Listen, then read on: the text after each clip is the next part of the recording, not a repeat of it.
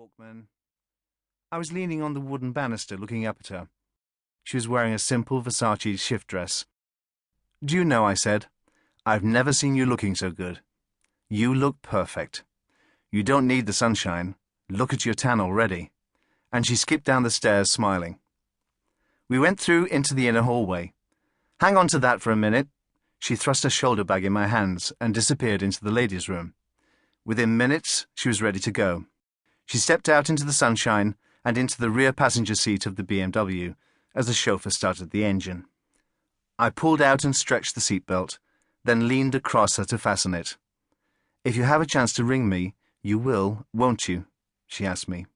"Of course," I said, having arranged that week for her mobile telephone to be allocated a new number that only a handful of people would know. "Have a nice time, Paul." I walked back to the doorstep, and the princess waved. I watched the BMW turn left and out of sight.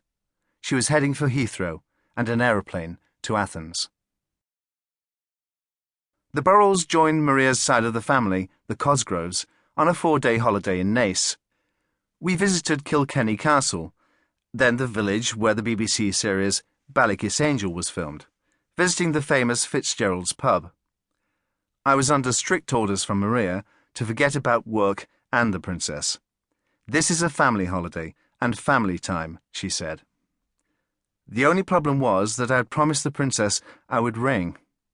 4 days of no contact would be noticed by the boss, so I found myself making excuses to go for long walks. The princess was on the deck with Rosa when I rang. She told me how sunny and hot it was. I told her how wet and miserable the Republic of Ireland was. She had completed a book on spirituality and was tackling a new one already, she said. I hung up, promising to speak to her again when I was back at my home in Farndon, Cheshire, and she was on the Johnnicle with Dodie. I told Maria that the long walk had done me a power of good. On the 21st of August, she made a flying return to Kensington Palace, then dashed off to Stansted Airport for a flight to Nice to meet up with Dodie and head back to the Johnnicle. While she had been away, the refurbishment of the sitting room had been finished, so she saw the reupholstered sofas and sky blue curtains.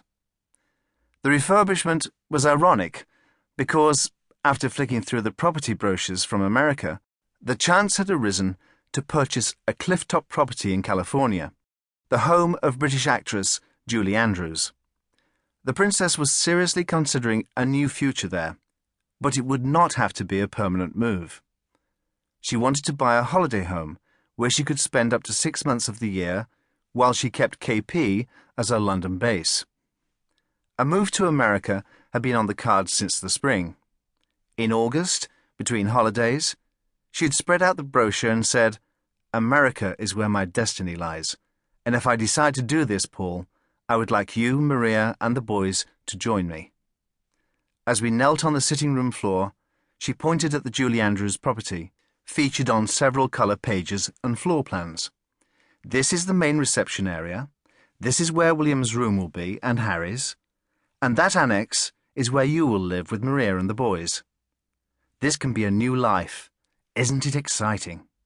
It's a land where anyone can achieve," she said. I'd longed to live in America, but it all seemed too sudden. "I think you should slow down. Even I'm finding it impossible to keep up with you," I said, trying not to burst the bubble. That afternoon, the princess peppered me with questions. "Well, if we don't live there, what about Cape Cod? It's nearer to London. We can travel the whirlpool and seek out all those people who need help." We sat there, imagining the American lifestyle, the jogs along the beach, the constant sunshine, the sense of freedom. And there was one more thing, something she'd always talked about, the one thing that she'd always wanted at Kensington Palace, but felt was not possible. "And we can get a dog," she said. The princess had always longed for a black Labrador. The thought of America made her so happy. "I always said that we'd end up living in America, didn't I?" she said. The princess was making clear-cut decisions. Many things were discussed. Secrets that I cannot mention here. Secrets that will go away with me.